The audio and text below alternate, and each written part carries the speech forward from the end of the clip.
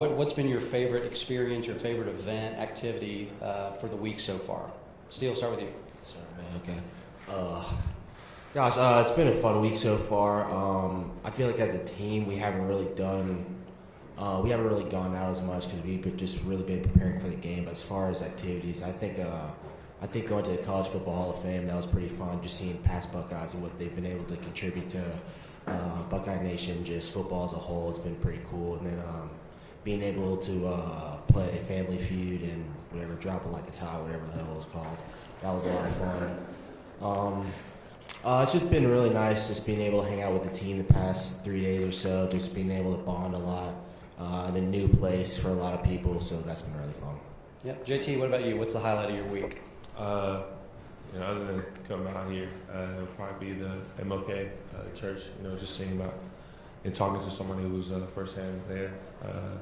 Just getting to know a lot about the history from somebody and, from meeting Coach Bill Curry. It was just fun to be there with the team and just enjoying the time there.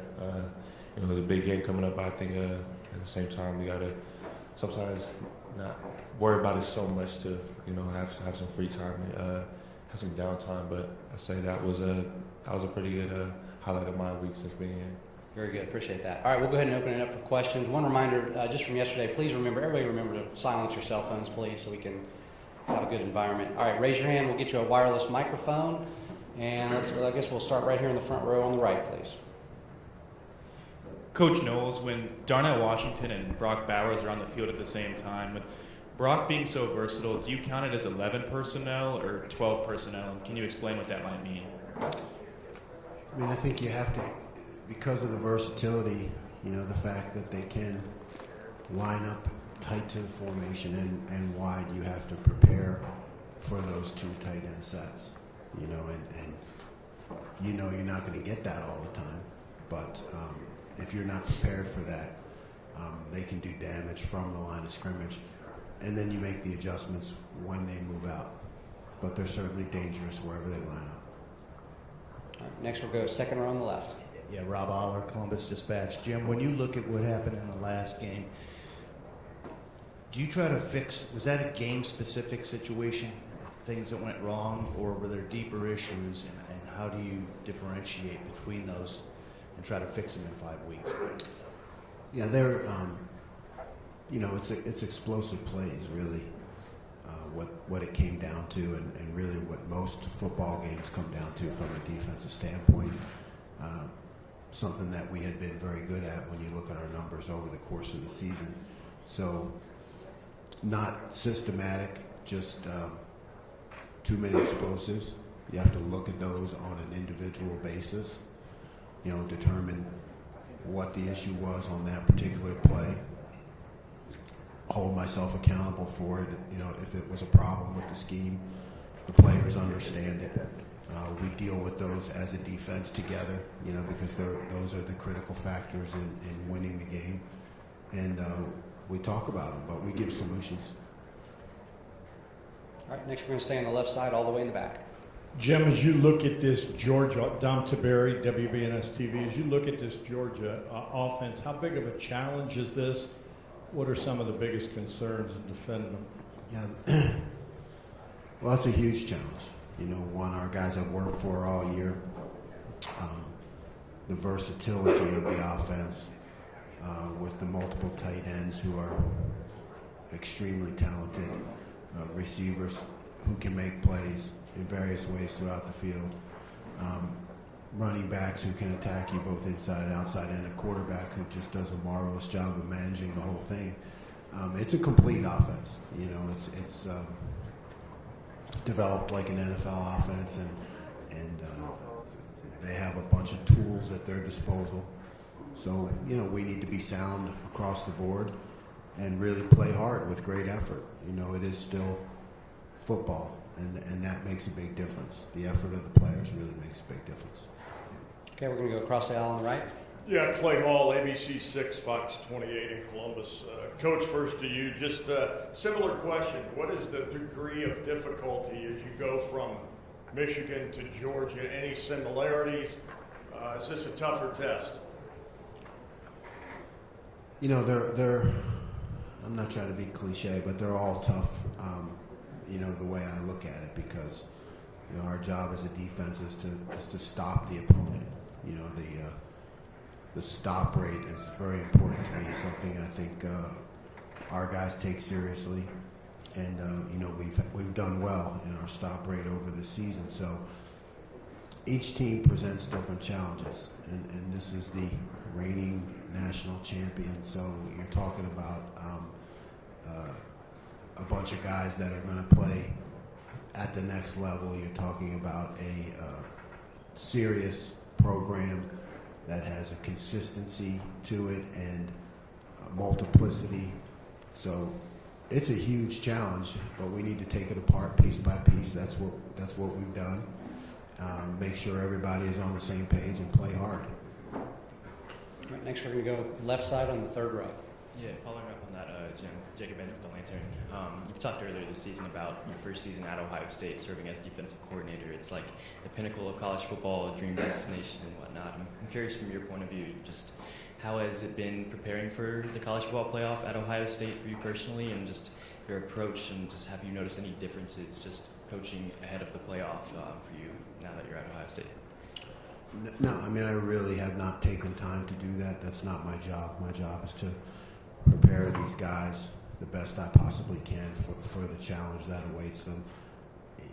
These are the expectations of the Ohio State University. We expected to be here, and when I took the job, I knew that it would lead to this. So we've made it to this spot, and you don't change what you're doing unless there's a problem. So we certainly know the last game was not how we want to go out. We know there were the issues, and we've addressed them. But otherwise, you keep the same course of action. That gives the players confidence. They need to know they have a leader who believes in them, and that we're going to have a great plan and allow them to play fast. All right, next over here, far right. Brooks Austin with Dogs Daily. Steele, we'll ask you an easy one. How's it feel to be back in Atlanta? Blessed Trinity kid. Did I get that one? It's been fun. I live like 25 minutes away. It's just been really nice just having a close proximity to home, just having a lot of people from my family being able to come out to the game. They usually can't. It's just been nice. I try to show everyone around. Couldn't get into the aquarium. That sucked. My dog's pretty close. That'll be fun to see him whenever the game's over. I think it's just really nice being able to come home, play in a place that's familiar to me before I got into college. I think that'll be really fun. All right, next we'll go here, front row, far left. Hey, Justin Felder, Fox 5 Atlanta. Steele, I'm going to follow up on that. You figured it was coming. You got some experience in this building with BT. What are your memories of playing inside Mercedes-Benz Stadium? And I know it's a business trip for you guys, but is it going to feel a little different in your hometown and in a building you've been in before? Yeah, I think my experience, it was like 50-50. We lost one year, won another. But, it's going to be really fun. What's it called? I think something for me that I take into account is that it's just a bigger stage. So I don't really like to dwell on the games in the past because this is a lot bigger deal, honestly, to me and to all the guys around me. So I try to forget about the past, just try to move forward, think about this game coming up as just something bigger than what I've been used to in the past. Staying on the left over here. Yeah, for JT and Steele, this is Steve Hellwagon with 24/7 Sports, Bucknuts in Columbus. Stetson Bennett, I think it was maybe the Tennessee game, he broke contain and juked the guy and got the ball into the end zone. And just how important will it be, ask the players, to get pressure on him and to not allow him to break contain and keep plays alive like that? JT, let's start with you. Stetson Bennett is a great player, a great quarterback. I think we just have to just do our job and trust in each other. He has shown times where he can be very elusive, and I think we just have to stick to the game plan and just trust one another and do our job. Yeah, I think it just comes down to doing your job. Just trust the guy next to you that whatever his assignment is, he's going to get it done. And yes, that's Bennett. He's a great player. He's got this weird little dead leg thing he does that's annoying whenever he's out in open space. But, he's a great player, and I think he's going to take 11 guys to really stop him and stop that entire offense. All right, we're going to take the next question over here on the left. This is Justin Holbrook, NBC4 in Columbus. Jim, you mentioned, just going off that question, of how hard it is to contain quarterbacks. even going back to that Toledo game, of trying to track a guy that can move around the pocket and emulating that in practice. I wonder how you prepare for that for a quarterback as talented as Stetson is in throwing, but also making that with his legs. You work on it all the time, but like I've always said, it's a balance. You don't want to hold your rushmen back. I mean, you want those guys to be able to go, but you have to operate with fundamentals, with the knowledge of how this guy likes to scramble or at least create room for himself and where he moves to. So, you establish game plans and, you show your guys and you illustrate it. But at the same time, you don't want them holding back. So you're right. I mean, it's part of the game. It happens at all levels. Some guys scramble more than others. But if you're going to be effective in your pass rush, you got to be able to go. You just have to have knowledge of the seams and operate on multiple levels and have other players with eyes. That's important to have eyes on him to be able to react to the scramble. Staying in the back, all the way to the back left. Jim Domtaberry, WBNS TV. You talked about the explosive plays. A lot has been written about basically 5 plays. If you studied this, did it come down to those 5 plays in your mind? Yes. Well said. Okay. We're going to go over here in front. And I love you, Don. You know that, right?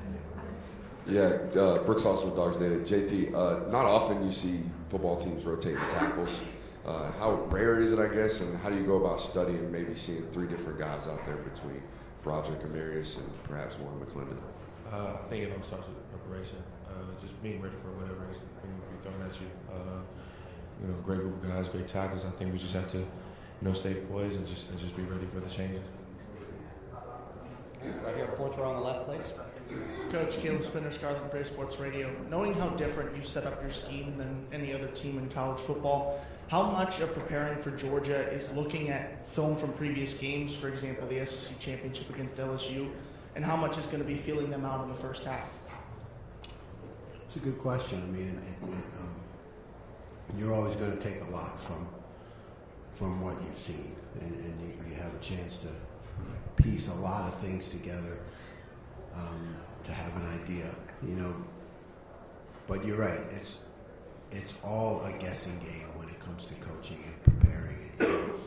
You look at what they've done. They look at what you've done, and you're trying to predict and guess. Okay, but meanwhile, both sides are coming up with different game plans. So a lot of it, like you mentioned, is about adjustments and determining their attack early on, and they'll be looking at us the same way.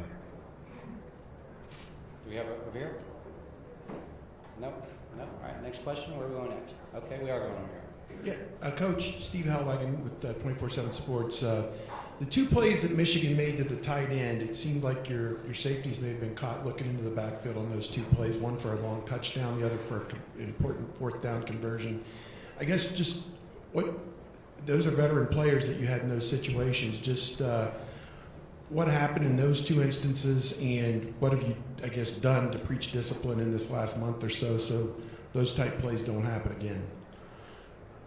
Yeah, I mean, nothing's perfect in this game. If it was, we'd be playing on a computer, but we're still dealing with humans. So when things go wrong, as you mentioned, and you got great players and really, really good young men, I think if any fans or alums of Ohio State would recognize just the kind of quality of people that we have in the program, they'd be really proud. So you look at the things that you're talking about and you say, well, okay, he's a really good player, he's a really good kid, and something went wrong.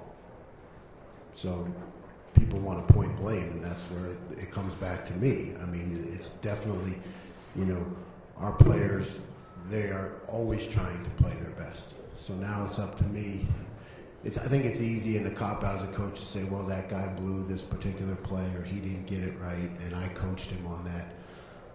Well, I didn't. I didn't do a good enough job. If he didn't show up in the game doing it right, then the fingers need to be pointed back to me and to say, okay, what did I call? Why did I call it? Why did we not finish that play right? And you know, those are the things that keep me up at night and just keep working on it and grinding on it. And when you have a team and a bunch of good guys and people don't point fingers at each other, you know, we all just get in it together. You own it, you accept the accountability for it, and you work to get better every day. And that starts with me. All right, we'll take our next question right here in the third row on the right. Coach Anthony Dasher with UGAsports.com. In preparing for Georgia's offense, I was just wondering, how familiar are you with Todd Monken? Y'all's paths ever crossed before? Yeah. I mean, I know the Monken family well. I mean, I don't know Todd that well, right? We've crossed, but Jimmy Monken, but it's a big coaching family. And Jimmy Monken was in my fraternity at Cornell. He's not a coach, but his dad was, and you know, so it's a big coaching family.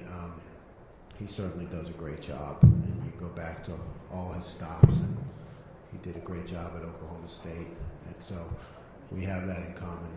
I don't know him well, but I know people that know him. You know, everybody knows each other in the profession. Just have a lot of respect for what he does. Next question. Okay, back to the front row here on the right. Yeah, Coach Knowles, I guess just how difficult is it when the run game is effective for Georgia, and then also all their play actions built off of it, and all looks similar? I guess, Steele, you can answer as well. When you're a linebacker, how's that run game impacted, you know, maybe your pass drop, where you're supposed to be off the play action? Go ahead, Steele. Yeah, no, go ahead, Steele. I mean, yeah, it's certainly hard. I mean, they certainly bait you with a lot of play action plays. I think at the end of the day, it's just following your eyes, just knowing your keys, knowing where you're supposed to be in what kind of situations. I think it's just having discipline. I think being able to play both the run and then also play action. Return. No, it's. I mean, that's what complete offenses do to you. I mean, that's what they try to put you in conflict. You know, that's the whole idea of an offense that's complete and total, and you know, has different tools and targets and ways to keep you off balance, and they do a great job of it. All right, we got time for a few more. Next questions. All right, let's go. Okay, right here in the. Jacob Benjamin with the Lantern for Steele and Jim both. We talked with Chip Trainman yesterday, and he talked about just returning to the state of Ohio where he grew up, playing running back and linebacker, just the pride he had in getting to wear the scarlet and gray for the team that he grew up in this state of. Just how have you noticed just the way he's prideful of playing for Ohio State in his home state, coming back to Ohio? How have you both noticed that, and just the way he's embraced the culture in your program? Yeah, I mean, I love Chip. I mean, as soon as he came in, he was just a huge, just big ball of energy for everybody. He's just a really great, upstanding guy. He's just been able to do whatever he can for the team, going from linebacker to running back, sometimes going to linebacker. He's just a good guy. He's a team guy, and I mean, I think he's a big reason why we are where we are this year. Just guys like that, just being selfless, just doing whatever it takes to get to the highest level, which are here. Yeah, great kid. I'm with Steele. You know, I'm afraid we might have lost him for good to running back. I don't know, but you know, he's just a lot of fun to be around. And like you said, you can sense that he's really happy to be home. And you know, we all cheer for him on offense, and because he's just a good guy. Left side all the way back. Hi, Don Taberry, WBNS TV again. For all you guys, how anxious are you to get back on the field against this football team? And will this defense, Jim, do you detect an edge with your guys going into this game? We're anxious. I mean, the guys, they have an edge. I know they're grateful for the opportunity to be playing on the biggest stage, and really just want to go out and play their best. And you know, they're just hardworking, determined, have fun with it, really focused, really focused on. I can sense that in our players. Yeah, I mean, it's been a month since we've played, but I mean, you can tell even in practice, everyone's got a chip on their shoulder. And I mean, JT gave a rousing speech right before we got into playoffs, gave me goosebumps. But I mean, I think from then on, it's just like everyone's just been really serious as to what we plan on doing. And so the last month of practice, everyone's been going at it full tilt. And I think that you can really see this on Saturday. JT? Yeah, I mean, you pretty much hit on everything. Just being motivated, just staying patient, patiently waiting for Saturday to come. But yeah, in the meantime, just got to continue working.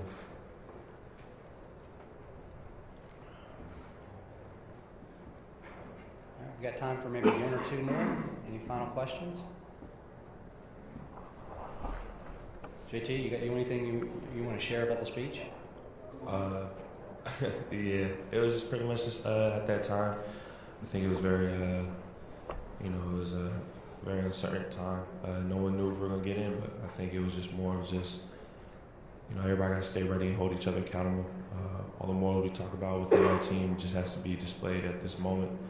Telling them that, shared a speech or pretty much a testimony where, humans might plan the course, but God plans the steps, and we just gotta trust in His plan, and there's a reason for all this happening. We just gotta keep trusting in Him, and and believing in Him, and blessing. We got a blessing that we are here, and now we just gotta keep going. All right. Any final questions? Last chance. All right. I see none. Thank you, gentlemen.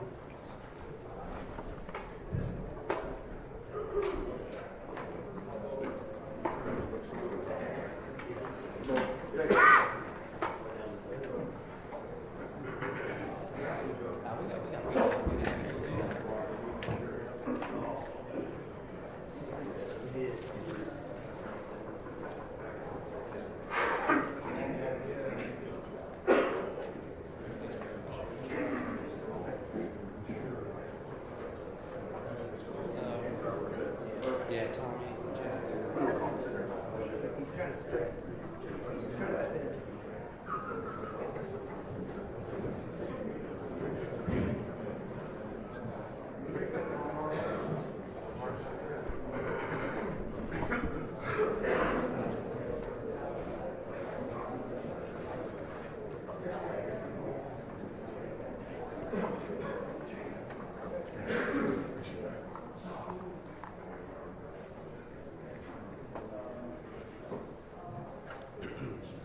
All right, continuing with Ohio State defense, we're now joined by linebacker Tommy Eichenberg, defensive end Jack Sawyer, and safety Latham Ransom. For the players, just a kind of quick opening statement. We'll just go down the road, starting with you, Tommy. Talk about, there's been a lot of events that you guys have had a chance to enjoy this week. What's the highlight of the week for each of you? There's been a lot of things that we've got to do. Going to Martin Luther King site was cool. There's another thing as well too. I forget, but it's been a good time. So I'm really happy to be here. Jack. Yeah, like he said, being able to go to the MLK site and learn all that history was awesome. And then also the drop it like a top one at our dinner with Georgia was really fun too. I think the highlight for me was getting to step into the stadium for the first time and see where we're playing at. Definitely my biggest highlight, and just a lot of juice and excitement for Saturday. All right, thanks, guys. All right, we'll go right to questions. Raise your hand. We'll get a microphone to you. All right, start here, midway back on the left, please. Justin Holbrook, NBC4. Latham, just for you guys, what are the lessons learned coming out of that Michigan loss and putting it behind you while also maintaining what happened and how to fix it for this Georgia game? Pretty similar offense, if not better.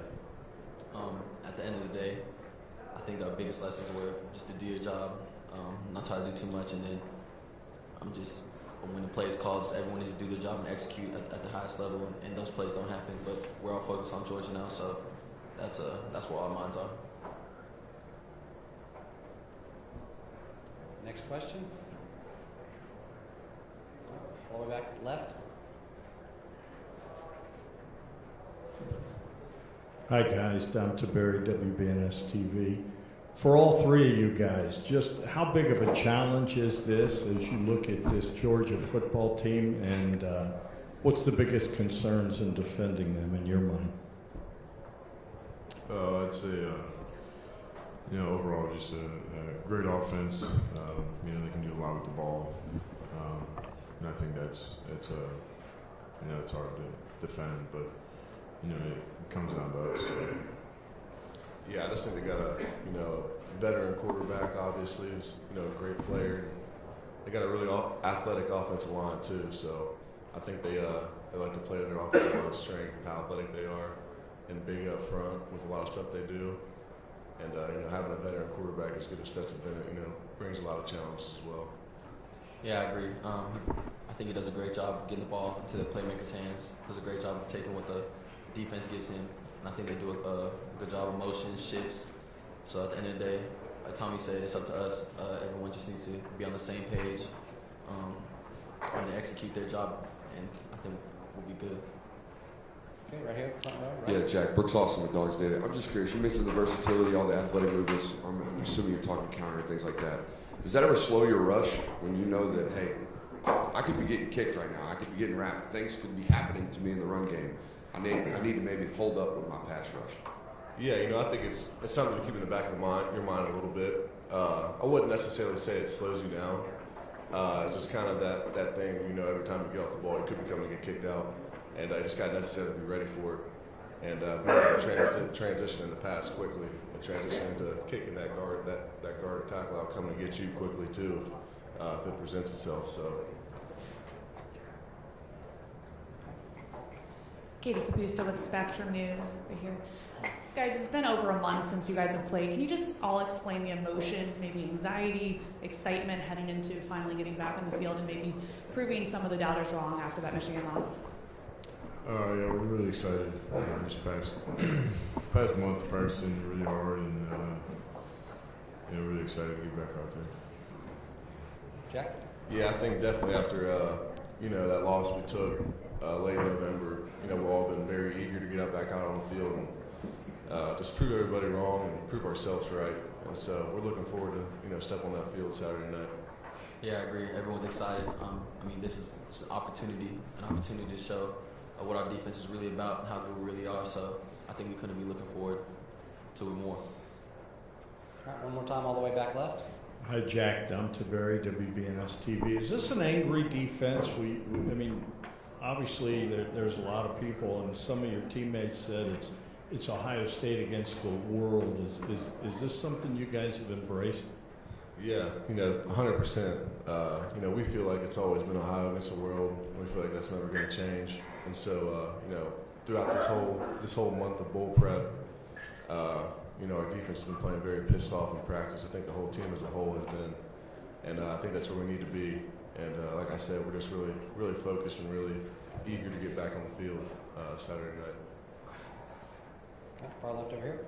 Doug Robertson, the Atlanta Journal-Constitution.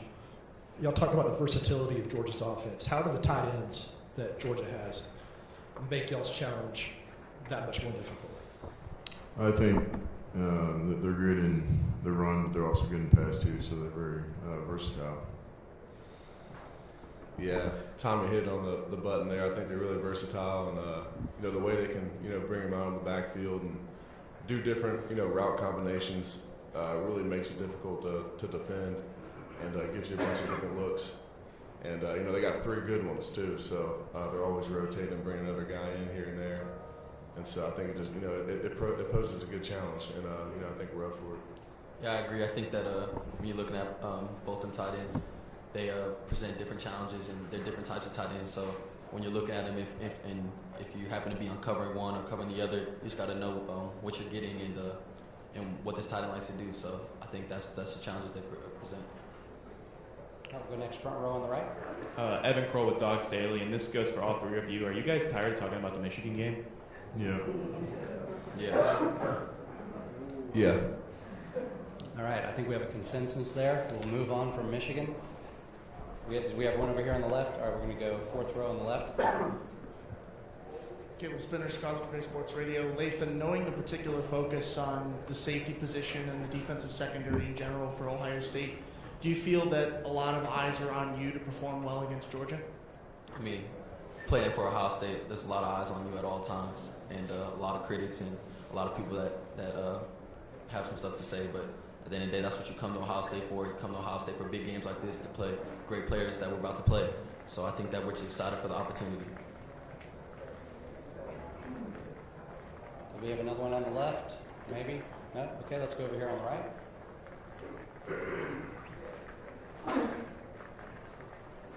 Yeah, Clay Hall, ABC6, Fox 28 in Columbus. Guys, Kevin Wilson yesterday said this isn't bowl week, it's playoff week. Describe the difference. Is it a different sense of urgency? Can you put that into words? Yeah, we're playing for the national championship. We're not. It's different than last year. We're going to the Rose Bowl, and that was our last game of the season. But we're playing for another game. Yeah, I think like Tommy said, it's just a completely different mindset. I think when you're going to a bowl game with no implications of the national championship, that it really doesn't ride as much on the line. There's not as much ride on the line. So when you're coming to the playoffs like we're in right now, everything's on the line every day, and you're competing for a national championship. Yeah, I agree. Like you said, everything's on the line. This our biggest main goal that we said when coming to Ohio State out of our 3 goals, and we have a chance to achieve it. So there's nothing to lose. All right, still have time for a few more. Next question.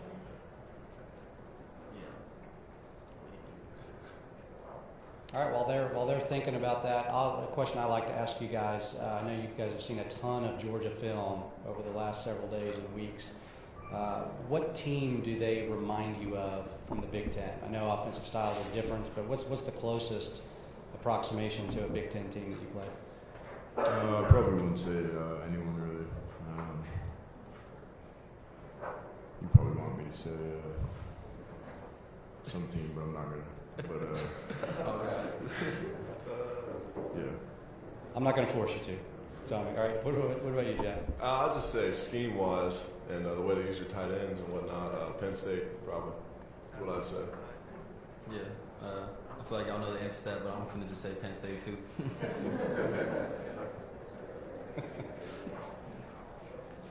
Tommy, last chance. Are you going to say Penn State? Yeah, Penn State. Okay, Penn State. Across the board.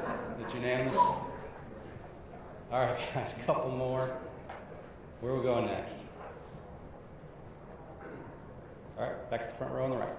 Yeah, Tommy, Dogs Day. Any future speaking arrangements? You seem like you enjoy this type of media engagements. No, I don't think so.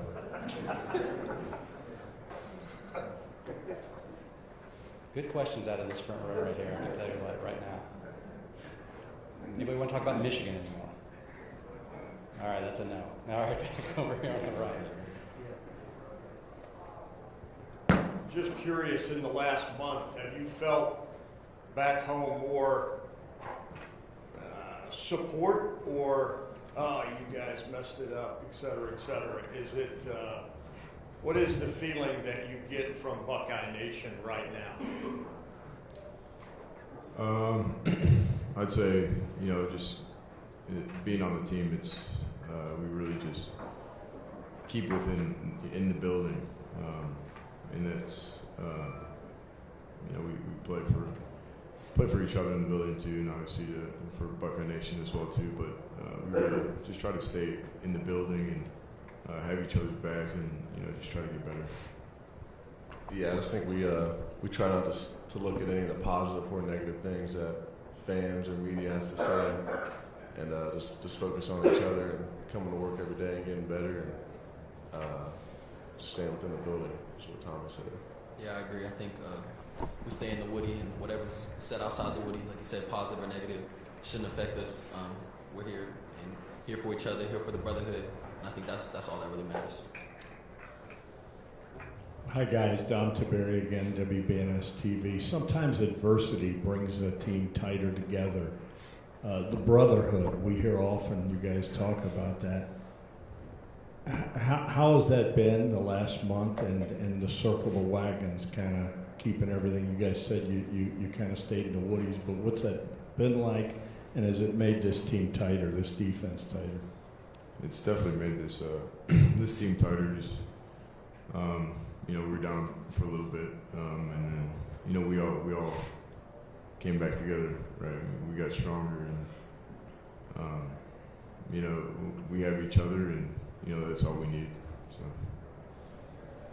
Yeah, I just think you find out who's really there with you when things aren't going well, and when things didn't go our way, we still had each other, and it was big, just being able to lean on each other through that time, and we got a second chance at life, so to speak, with the playoffs, which I thought we deserved to be in anyway, but we just got that much tighter, and the last month of practice has been really great, with the whole team, offense and defense, and so definitely thought the adversity, brought us a lot closer together to that past month. Yeah, I agree. Like you said, I think the adversity brought us together, and then for the last month, we've been competing against our offense like it's camp. So we've been competing against the best offense in the country every day. So the defense is excited, and when you don't get looks like that very often, so it brings the team together, and I think by competing also brings us together even more. Halfway back on the left. Justin Holrock, NBC4. Lathan, you mentioned walking into the stadium for the first time. Georgia has the advantage of having played here before and also playing on this stage before.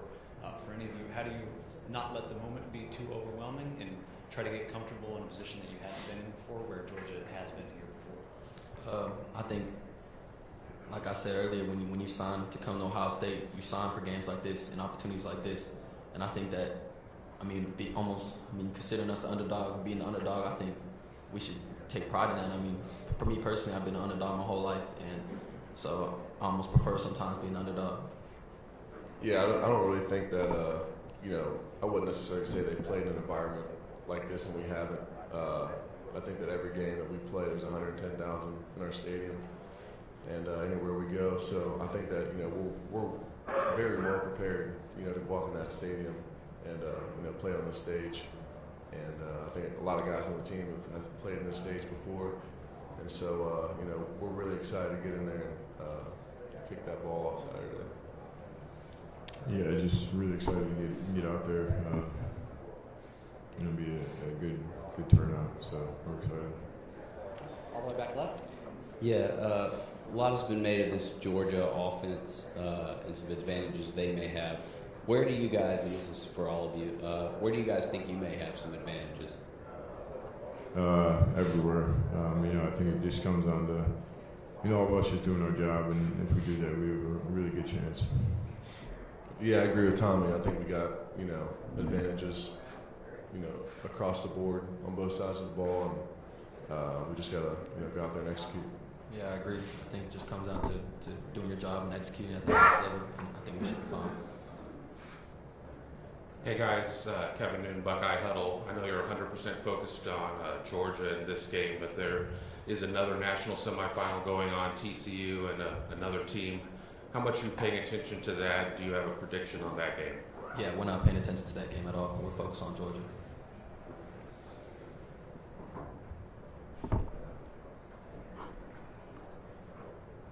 All right, time for one or two more. Let's go. All right, we'll go back over here to row 3 on the right. Tommy Anthony Dasher, UGA Sports. I just kind of wonder what's it like to play alongside Steel Chambers. So. Yeah, it's nice playing alongside him. He's a great player. We've played for some time now, so we're pretty comfortable with each other, and communication is good too. All right, time for one or two more.